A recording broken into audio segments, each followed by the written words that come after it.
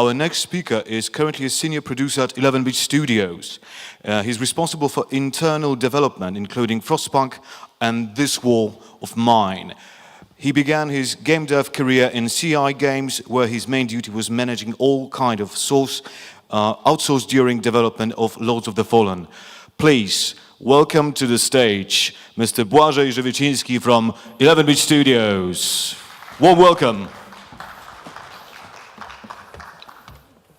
Thank you. Bring it on. Hello. So, a few months back, I've been reviewing the art production plan, and I've locked myself in a conference room, and I had some felt tips, peace, quiet, a whole white wall to write on, and a deadline. And that was everything a producer needs to come to an inevitable conclusion, which is, holy shit, we're not going to make it. And you all know that this is actually always just the first step, and it's immediately followed by, okay, we can make it if. And that's when the production magic starts kicking in. I mean, you start cutting corners in some smart way, maybe reusing some textures, or you realize that you're fighting this boss on an arena that's covered in fog, so you don't really need that much detail on the legs, or that the two buildings that you need to model, well, play more or less the same, so maybe let's make one building out of them. But tricks like that can only get you as far, and not always will they let you to commit fully to the schedule. And after you've done that, you have to choose to do something more. And some of you will opt to reduce the quality. And let's face it, that's the last thing anyone in game dev wants to do, especially in the arts department. So others will just think of reducing the scope. And unfortunately, that's happening a lot more than we'd like it to happen. And still, if your deadline isn't moving, there is also a third option, which is you can try throwing some money at your problem.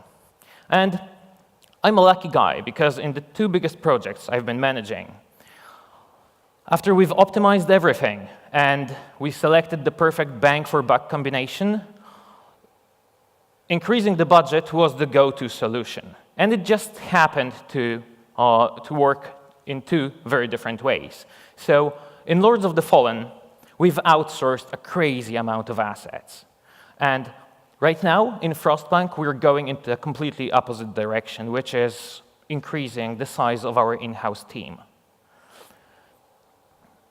And there are valid reasons for both approaches. I mean, in-house production is just so familiar, it's so comfortable, so cozy. We're all doing it anyway. So if we want to increase the scope or make something faster, all we do is just hire more people.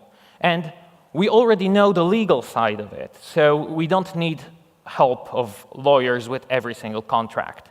And let's not forget about the communication, which is so easy. I mean, feedbacking stuff is just as easy as standing up, going a few meters to other desk, and just looking at the artist's monitor and commenting on it. So in in-house production, you know strengths and weaknesses of every single person on your team. It fosters free collaboration. It lets you explore to your heart's content. I mean, as long as the producer lets you, of course. And if in-house production is so great, why would you ever want to outsource? And the analysts at Gartner Research and Advisory Company claim that 80% of companies that they've asked say that cost-cutting is the main reason for outsourcing. And it's obvious that they didn't ask anyone in game dev. Because according to payscale.com, this figure here is an average salary of a 3D artist in the US, which means that monthly they get roughly $4,300. So let's compare it to an average man-day rate of a Chinese or Indian outsourcer. And this one amounts to 4,000 US dollars if you want a month's work of one artist.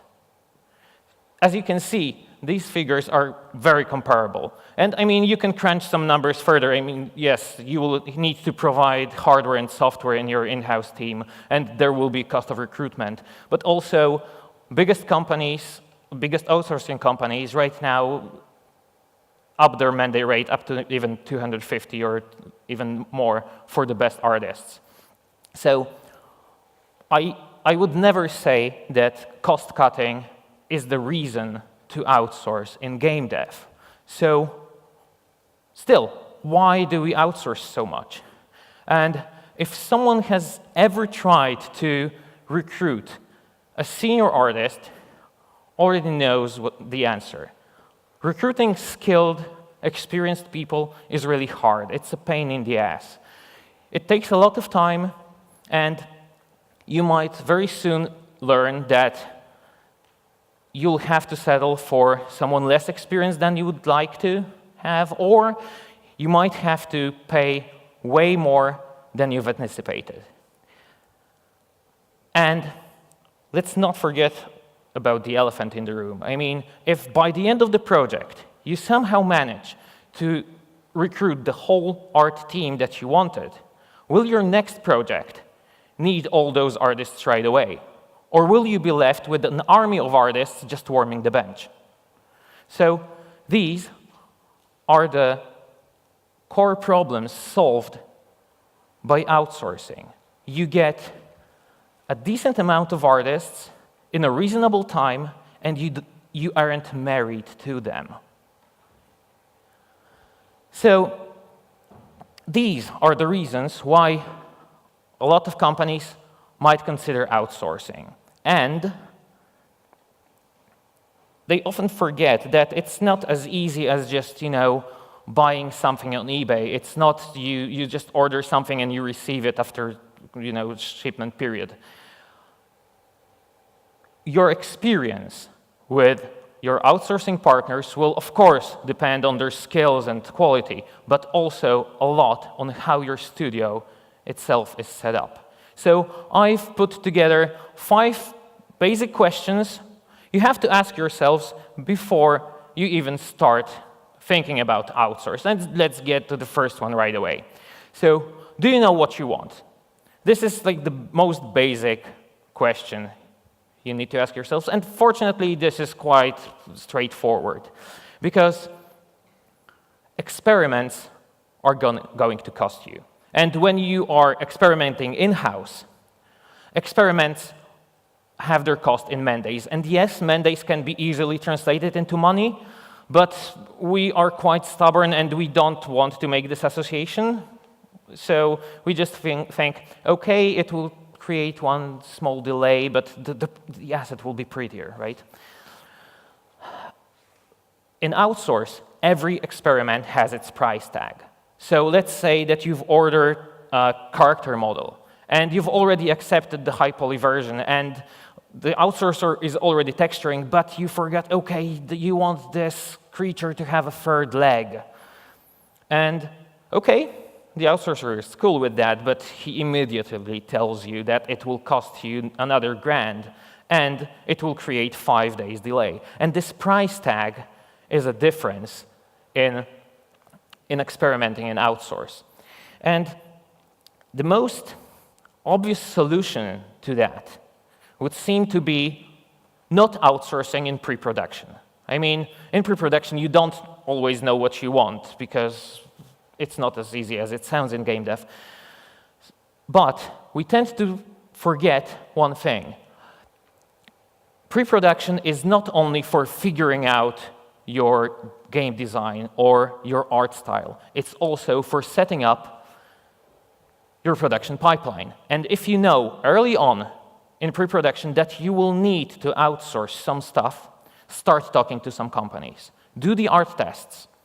And yes, a lot of these assets will go to your trash because you might end up not needing them. So start small, but tell the outsourcers when you want to ramp up, how many artists you will need and when.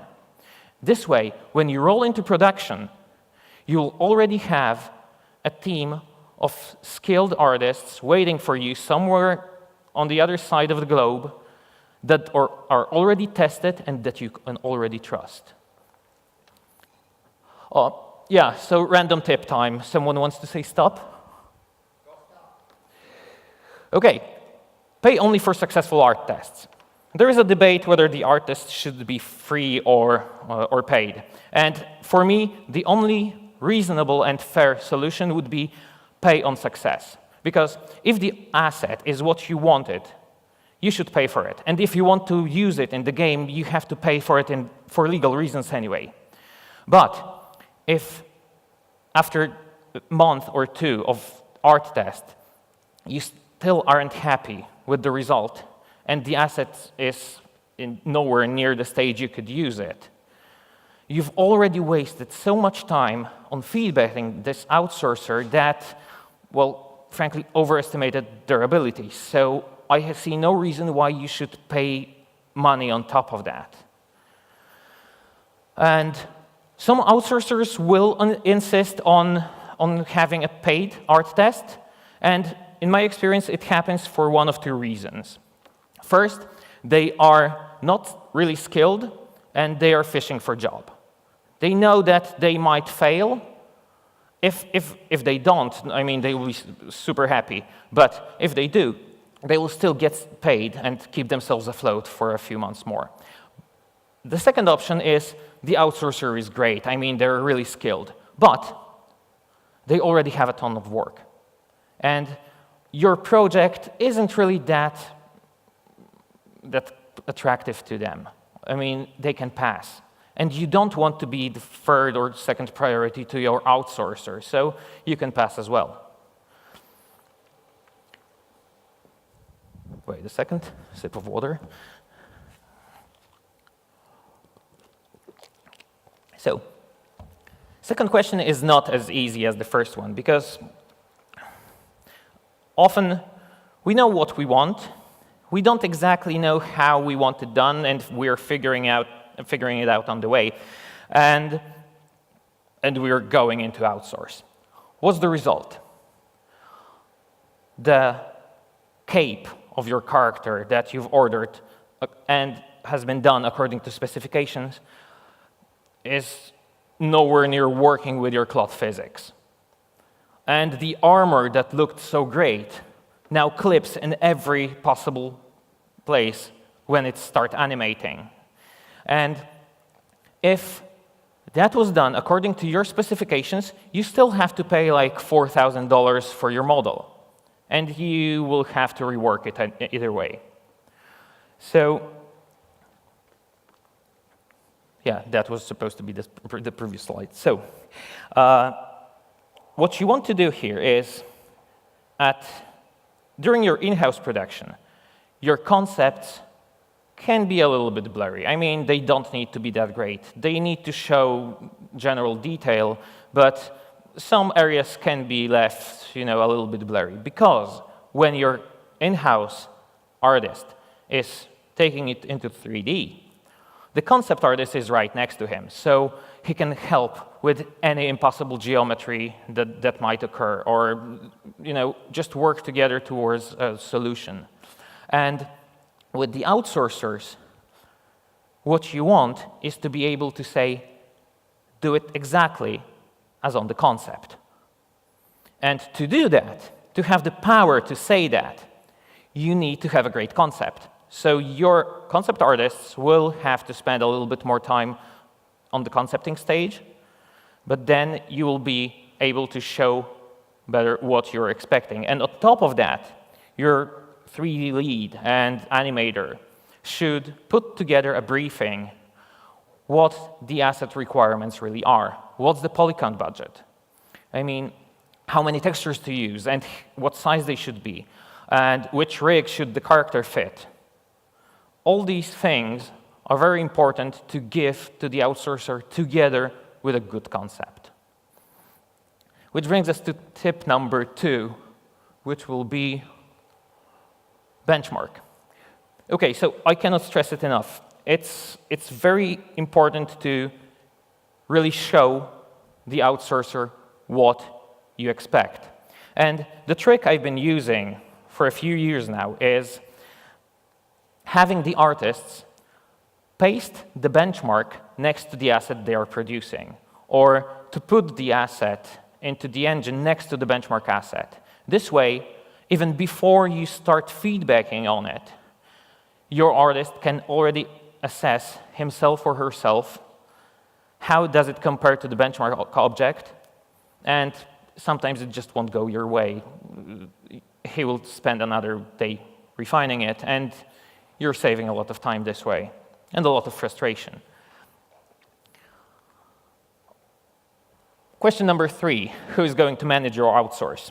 I mean, outsource, just as every area of production, needs some of your producer's time. And no matter who will be doing it, and no matter what the scope of your outsourcing is, there is still going to be someone who will need to do all those things. He will need to select the outsourcers and manage the art tests. He will need to communicate the deadlines and the requirements. He or she will need to negotiate the contracts and will need to feedback and accept the assets. And I cannot give you a recipe on how many people you will need and how much time it will consume, because a lot of it depends on how your outsourcers are structured. I mean, if you are hiring one huge art house, they will often provide you with producers and art directors internally to help you with the project. They will do a lot of this production work for you. But if you're working with 10 freelancers, you will have to feedback each and every one of them separately, which will take most of a person's day. So just to give you a rough example of how I've been juggling it, at some point I was able to manage around 30 artists on outsource. They were split between, I think, 4 companies. And I was doing it on top of my regular in-house production duties. But when another 70 artists rolled in, I needed help of an additional outsource manager. So basically, knowing how much outsource you want done and how the outsourcers are organized will help you assess whether you need another producer, basically. Random tip number 3. When to stop. Okay, so yeah, be able to communicate in English. I've been doing an art test once with a Japanese company, and the initial call went really okay. I mean, there was some language barrier, but nothing major, and it wouldn't really reflect on them badly in any way. But still, 3 days later, a new guy from this company calls me on Skype. And he's a Japanese guy, speaking perfect English, living in the UK, and coming to Poland regularly to visit his girlfriend. And this company hired him specifically to close the deal with us. And I was impressed. I mean, especially compared to dozens of companies that I tried to work with, but I couldn't because of the language barrier. So if you are an outsourcer and want to have more work, hiring someone who really speaks English will probably get you enough work to pay his salary. And if you are a studio that wants to be outsourcing, make sure that the outsource manager knows what he's doing, and it will save you a lot of misunderstandings when feedbacking or especially negotiating the contracts. So moving on to the 4th question, and do you have the manpower to feedback? You have to remember that the outsourcers produce assets. And these assets need to be feedbacked by someone.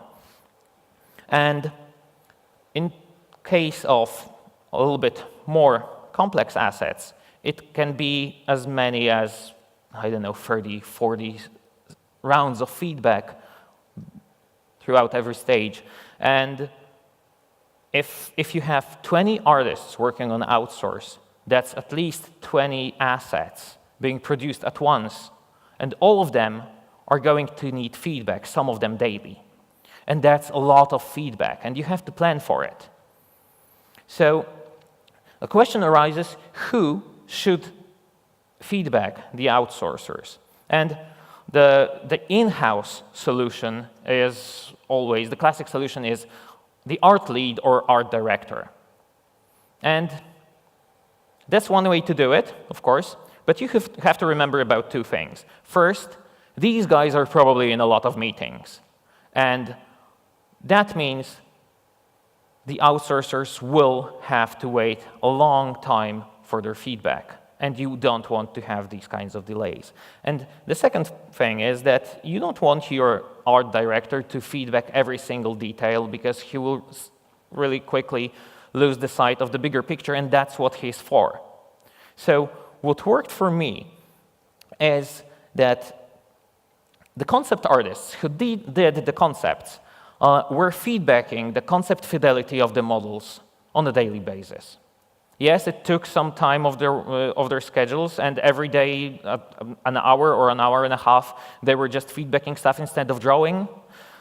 But it was worth it, because after that, when we just went into low poly, for example, and 3D artists and animators were feedbacking on the technical stuff, and concept artists still feedbacking on how it looks, the art director could only worry about accepting the stages. And that's what really worked for us. So the fourth random tip will be controlling the quality. Every outsourcer in every art test he does will give it to the best artists he has, because that's the only way to do it. But we all need to remember that not all their artists are as skilled, and that's natural. And if the outsourcer really knows what they're doing, these most skilled artists will polish all the assets before they come your way anyway, and in most cases you might not even notice any difference, so you don't care. But sometimes the schedule gets more hectic, and some of these assets will just, slip in to your inbox, and you will be surprised. And in times like that, you need to communicate it strictly to the outsourcer. I mean, by doing the art test with certain quality, they committed to this quality.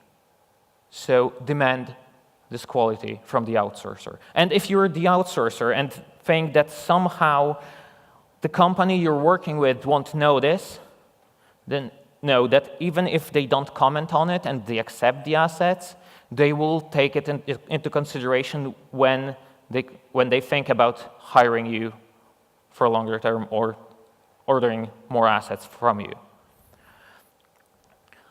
Last question, do you have the finishers? As I said, outsource produces assets, but these assets need to be put into your game. They need to be consistent with all the rest. And if you are a small indie developer and you're treating outsource as your whole art department, then that might probably get you in trouble. But in bigger companies, you have finishers. You have people who can take care of this last 10% of polishing and lighting and everything. But one thing you have to plan for is that it will take some of these people's time.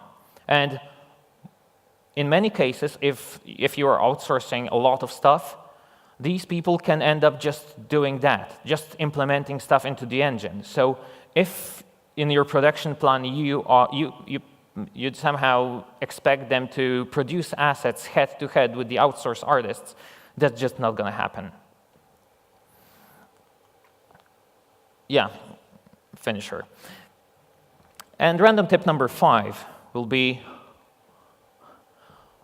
yes, when doing the art tests, obviously you need to test the quality of art, but you also need to find out how it is working with this company. And in my professional experience, I think just as many companies, outsourcing companies, failed the test on management as on the art. So a lot of different management types, from the ones that are overestimating their team's capability to just plain assholes that won't take feedback. It doesn't matter. I mean, even if the art is great, you don't want to work with someone on a daily basis and feel like you're working with an enemy, not an ally. So, based on that 5 questions, I've drafted a very rough sketch of how an in-house or outsourced setup would look like. And what you will notice here is that an in-house, these should have a comparable production output, by the way. But on the left, you see there's 13 artists managed by 3 people. And on the right, the management overhead is pretty much the same, but there's 15 artists. So again, it's not about cost cutting. It's about getting these 8 3D artists fast.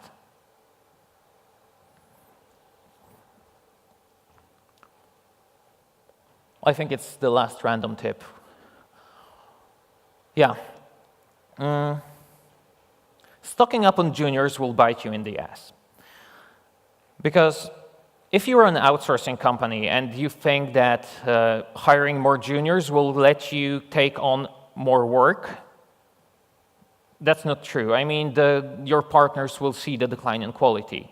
And if you are a studio doing stuff in-house and are having a hard time keeping the deadline, hiring more juniors will not help you deliver all that stuff faster. It will just create a vacuum for your seniors that will need to take time from their schedules to teach the juniors.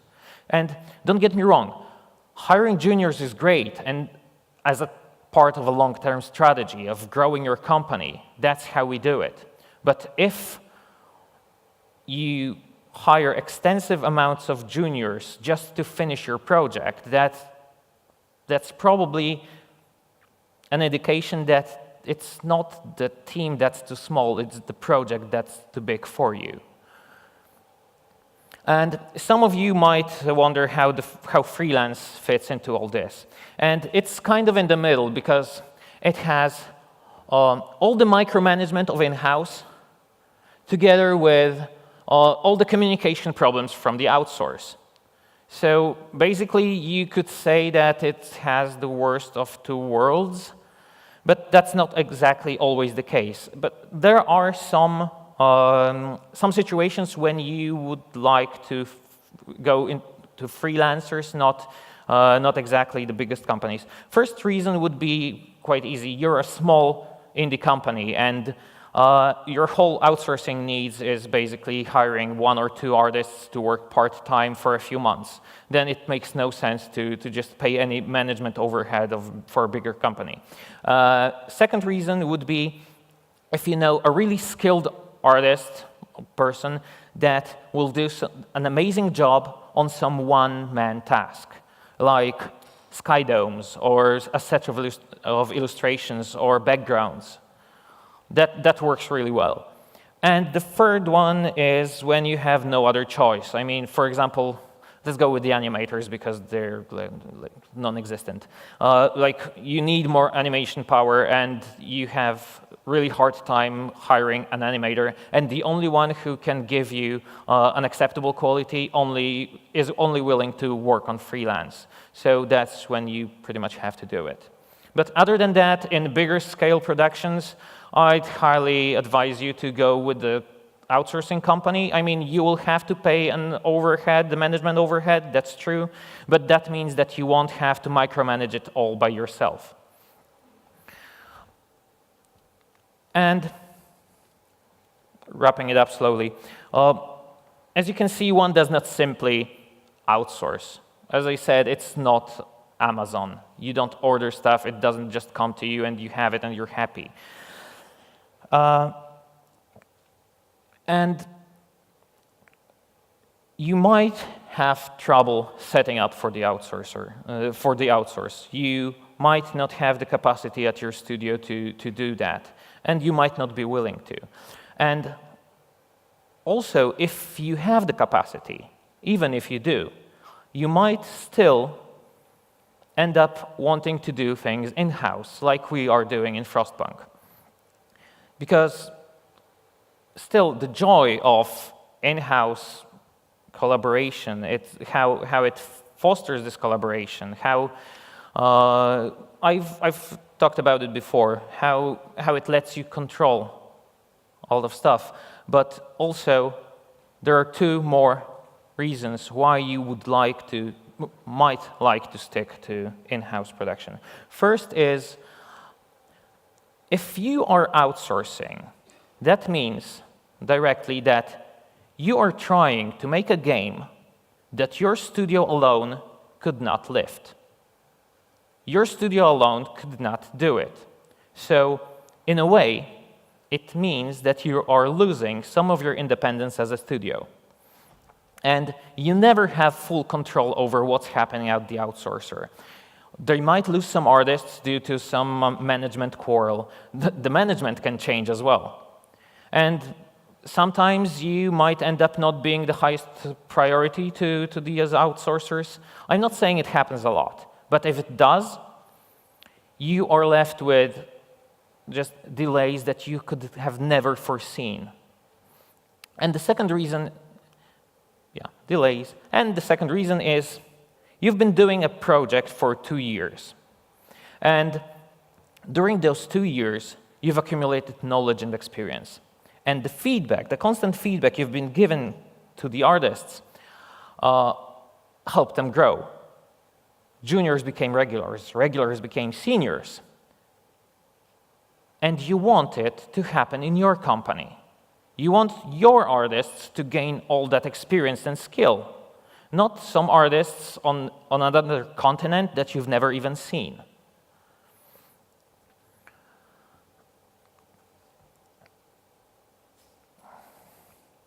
As developers, the question that we want to keep asking ourselves is, how do we make our game better? This question should be at the very core of what we are doing every day. And by asking ourselves this question, we are not only challenging the game, we are challenging ourselves. We are forcing ourselves to grow. And when we are still in our infancy as small indie developers, this question forces us to learn new skills. But there is a limit to how much a person can grow in a limited time.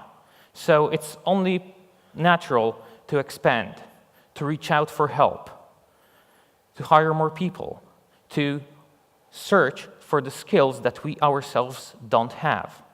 And this desire to grow grows even more with every project in every company of any size. And where you find the talent that helps you realize your vision depends on a lot of factors, and it's really up to you which path you will end up taking. So, thank you very much for your attention.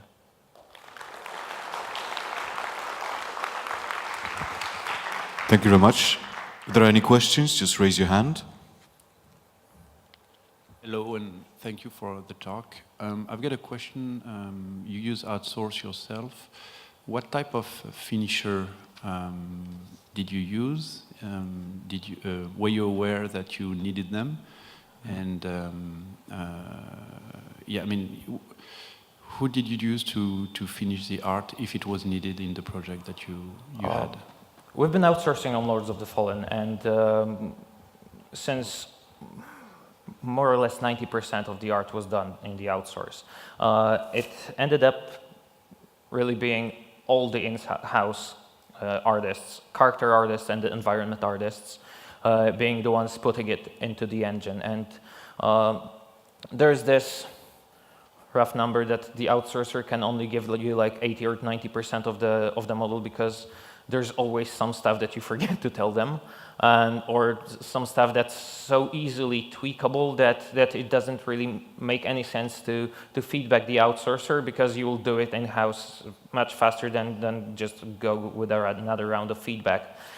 So the finishers ended up to be concept artists that were correcting some textures, and the character artist, obviously, who was putting it into the engine, and the animator that was triple checking if everything works correctly with the rigs, and if the character was skinned correctly, because we were outsourcing skinning as well. And then environment artists were just putting all the blocks together and making a level out of it. Thank you. I've got another question eventually. For your next project, are you trying not to have any outsource, or you just want to reduce it? I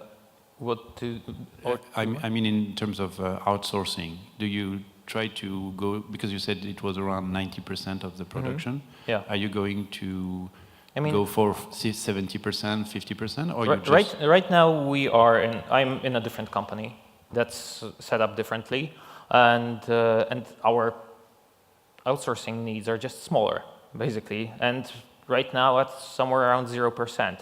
I mean, I'm talking about arts outsource because, well, for example, we are using outsourcers like composers or sound designers, but in terms of art department, we can manage ourselves. Thanks.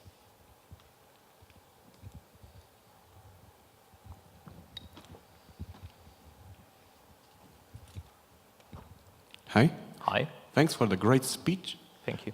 If I may, technical question, what tools in particular you'll use to communicate with outsource, like Jira or Shotgun or something like that? I'm not really a fan of Shotgun, as it's really expensive, and it works only for art.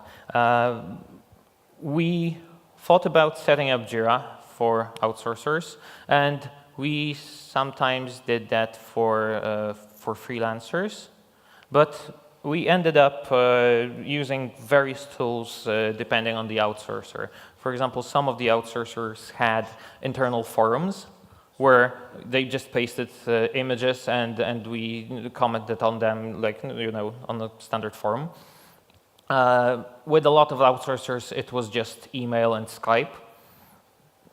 I mean, in art, everything is pretty straightforward. I mean, the art production doesn't necessarily need Scrum. It can be done in a simple Kanban. So you don't really get a great added value out of Jira. You can just track it in an Excel, basically. Okay, thanks.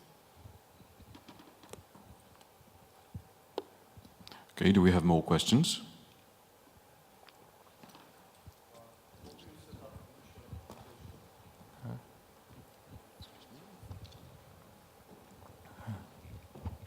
So thank you once more for your speech. So how do you specify initial requirements? Do you document them, you know, sizes of the graphics, look and feel? How you manage to pass all your requirements to the outsourcers? Do you mean during the art test or during the actual production? Actually, in both. I mean, art tests are... We kept in mind that we might want to pay for the assets, so we never did something like we have one character, we give each art house to finish, because if they all finish it correctly, then we have to pay for it 5 times. So we gave different assets to different outsourcers, and we were just assessing the quality, basically. We did give them briefings, like I will describe in a moment, but it all came down to A, their price, of course, but B, the art quality that was just basically assessed by our art director, and 3, all the production stuff, like how they communicated, how they reacted to feedback, how fast they managed to do it, and how many tries did they need to just give us something cool. And when it comes to the briefings, we had a template of a briefing in which we specified every single aspect of the model that we could think of. So, namely, there was the poly count, definitely. There were textures. There was sometimes an overpaint of the concept, showing which mesh parts which parts of the character should be different meshes. That was very important, for example, for armors that had different parts. And yeah, some animation informations. I would really have to pretty much show you the briefing to give you the full picture. And since I'm not working for the company anymore, I cannot do that. So I hope that helps. Thank you.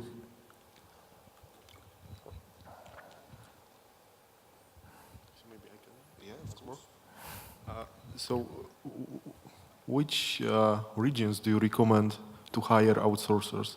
So, the world is big, and we know that it's sometimes easier to work with some region and some not.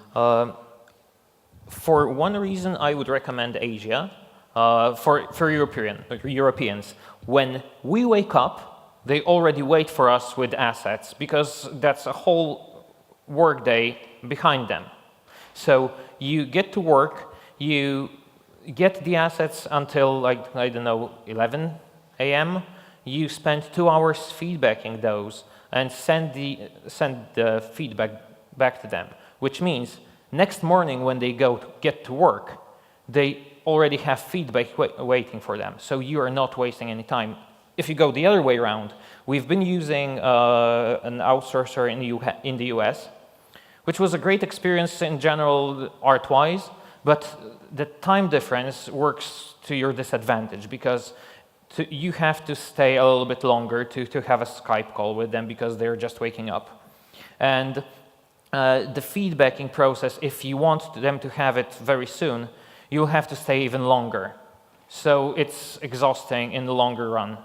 And also, if you really want some good outsourcers, there's 2 guys over there who I worked with. They're from India, and they did an amazing job on the characters. So, yeah. Hello, guys. Hello. Thank you.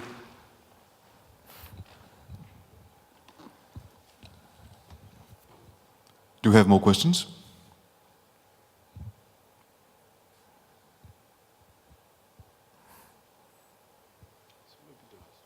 Okay, last one. Very well. Last from me. Hello again. So, yeah, do you outsource also programmers or only graphics designers? I never tried that myself. I mean, I've seen it done quite near me, but I wouldn't really feel that competent to talk about it. That's why I just tried to stick to art outsource that I did most of. Thank you. Yeah, but it's possible. So that's it. Well, thank you very much. Thank you very much.